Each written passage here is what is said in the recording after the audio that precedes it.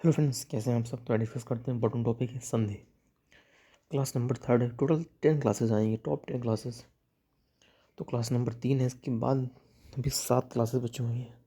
Seat का exam जो है 7 और 8 फरवरी को होने वाला है, उसके पहले जो है सारी क्लासेस हो जाएंगी आपकी, और इम्पोर्टेंट क्लास है।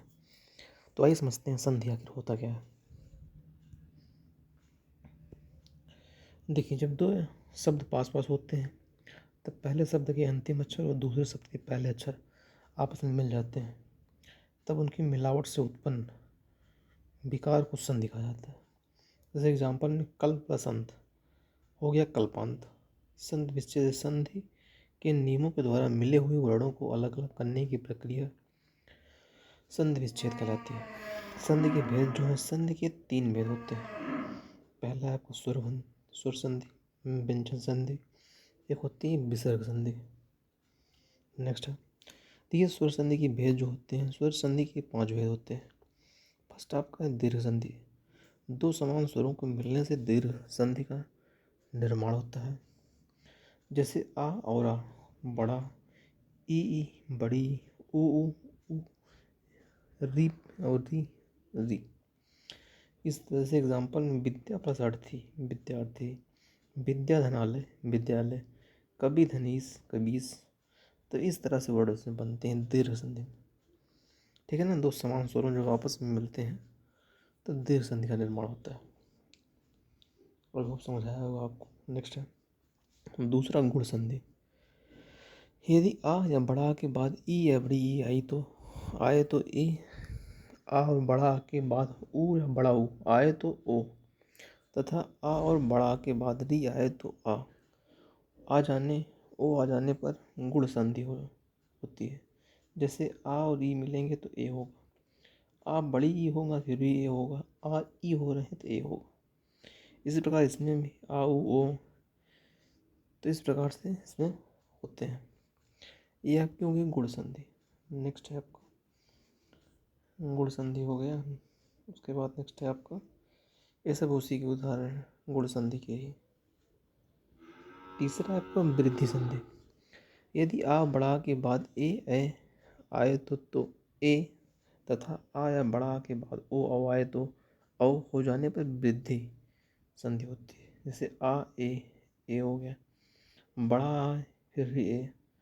इस तरह से आपका आएगा, जैसे आ प्लस ओ, बड़ा आ प्लस ओ आ औ आ और इसमें भी ओ।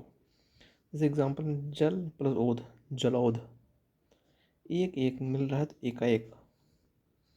महाओज महोज, सदा धन एव सदैव। ये आता है आपका वृद्धि संधि। नेक्स्ट है आपका ईर्ण संधि। चौथा है आपका, इसमें क्या है, यदि ई बड़ी ऊ बड़ा ऊ और री के बाद कोई भिन्न स्वर आए तो ई या ई का या ऊ का व री का हो जाने पर ईर्ण संधि होती है। जैसे ई या बड़ी ई प्लस अन्य स्वर जैसे होते हैं तो या होता है, ऊ या बड़ा ऊ या अन्य स्वर होते हैं वाह होता है, री प्लस अन्य स्वर होंगे तो रा हो जाएगा आपका। जैसे दिया गया यदि प्लस अपि यद्यपि, इति प्लस आदि इत्यादि, अब ऊपरी प्लस युक्त उपरयुक्त। मतलब इस तरह से जो है आपके आते हैं ईर्ण संधि में। ठीक है ना, देख लीजिएगा इसको आप। नेक्स्ट है अयादि संधि। देखिए अय संधि होती है, इसमें ए ओ के बाद कोई भिन्न स्वर आए तो ए का आय, ओ का औ तथा औ का आओ हो जाने पर अयादि संधि होती है। जैसे ए और अन्य स्वर अय हो गया, ने प्लस आय नयन हो गया।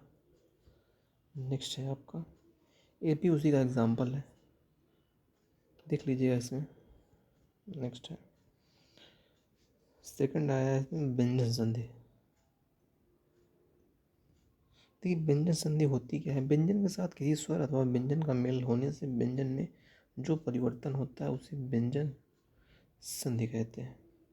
जैसे वाक प्लस ईस वागीस, दिग प्लस गज दिग्गज, दिग प्लस अंबर दिगंबर, जगत प्लस अम्दा जगदम्बा, वाक प्लस मय वाग्मय, जगत प्लस नाथ जगन्नाथ। तो इस तरह से उत प्लस हार उद्धार, उल्लेख, उत प्लस लास उल्लास। ये व्यंजन संधि क्या है, डिफिनेशन याद रखिएगा आप लोग। नेक्स्ट, विसर्ग संधि। डेफिनेशन क्या है? यदि विसर्ग का मेल स्वर या व्यंजन वर्णों के साथ होता है तो विसर्ग में जो परिवर्तन होता है उसे विसर्ग संधि कहते हैं। जैसे नि प्लस आमिष निरामिष। एग्जाम्पल में आया है आपका नि प्लस चल निश्चल, दु प्लस चरित दुश्चरित, नि प्लस तार निस्तार, नमा प्लस ते नमस्ते। तो इस तरह से जो जितने भी आते हैं आपका एक विसर्ग संधि के एग्जाम्पल है आपका। ठीक है ना। नेक्स्ट है, देखिए पूछा कैसे जाता है, आपको पूछा भी है सीटेट पेपर फर्स्ट में 21 जनवरी 2024 को भाषा फर्स्ट हिंदी में पूछा गया। आपको पूछा क्या गया? हिमालय का संधि विच्छेद। हिमालय, हिम प्लस आलय, हिम प्लस आलय मतलब ऑप्शन नंबर आपको हो जाएगा 4। ऑप्शन नंबर 4 है आपका, हिम प्लस आलय। व्याख्या में दिया गया है कि इसे हिमालय शब्द में दीर्घ संधि है, समान स्वरों के मेल से दीर्घ संधि का निर्माण होता है। संधि ध्यान रखना है आपको। जैसे शिव प्लस आलय शिवालय, मही प्लस ईश महिष, देव प्लस आलय देवालय, कृतधनृढ़ पितृढ़। इस तरह से इसमें आते हैं आपके संधि विच्छेद जो होगा। नेक्स्ट है दिवसावसान का संधि विच्छेद। ये पेपर सेकंड में पूछा गया है, जो जुलाई वाला पेपर था 2024 में, उसमें पूछा है। भाषा फर्स्ट जो लैंग्वेज फर्स्ट हिंदी उसमें पूछा गया था। दिवसावसान का संधि विच्छेद क्या होगा? दिवस प्लस अवसान, दिवसावसान होता है ना, दिवस प्लस अवसान। किसमें है आपका? ऑप्शन नंबर फर्स्ट ही है आपका, ऑप्शन नंबर फर्स्ट आप ठीक हो जाएगा। देखो दिया गया तो फर्स्ट।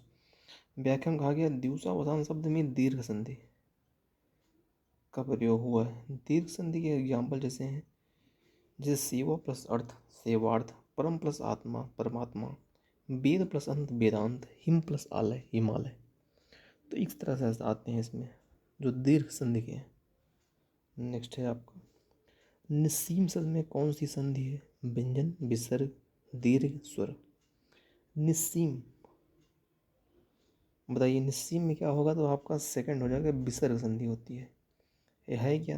बताया गया है कि यदि विसर्ग का मेल स्वर या व्यंजन के वर्णों के साथ होता है तो विसर्ग में जो परिवर्तन होता है उसे विसर्ग संधि कहते हैं। विसर्ग संधि के एग्जाम्पल जैसे निह प्लस सार निस्सार,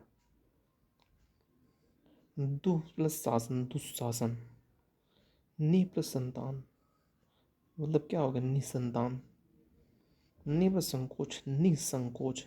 इस तरह से लिख सकते हैं आप। ठीक है ना। नेक्स्ट है नयन का संधि विच्छेद। नयन, ने प्लस यन, ने प्लस अन। ऑप्शन सेकंड नयन। व्याख्या दिया गया यदि ए ओ औ के बाद कोई भिन्न स्वर आए तो ए का आय, ओ का औ और औ का आओ हो जाने पर अयाधि संधि होती है। जो इस तरह के एग्जाम्पल है उसमें अयाधि संधि होते हैं। संधि भी पूछा जाता है तो ध्यान रखिएगा। नैन जो है इसमें आपका अयाधि संधि है। एग्जाम्पल में से ने प्लस या नैन, गे प्लस गायक, ये अयाधि संधि में आते हैं आपके। 16 नंबर निष्फल का संधि विच्छेद। निष्फल निधन फल आपका हो जाएगा निष्फल। व्याख्या यदि विसर्ग का मेल स्वर या व्यंजन के वर्णों के साथ होता है तो विसर्ग में जो परिवर्तन होता है उसे विसर्ग संधि कहते हैं। जैसे इसमें एग्जाम्पल आता है निधन चल निश्चल, दु प्लस चल दुश्चरित, ये आपका निश्चल हो गया। ठीक है ना। नेक्स्ट है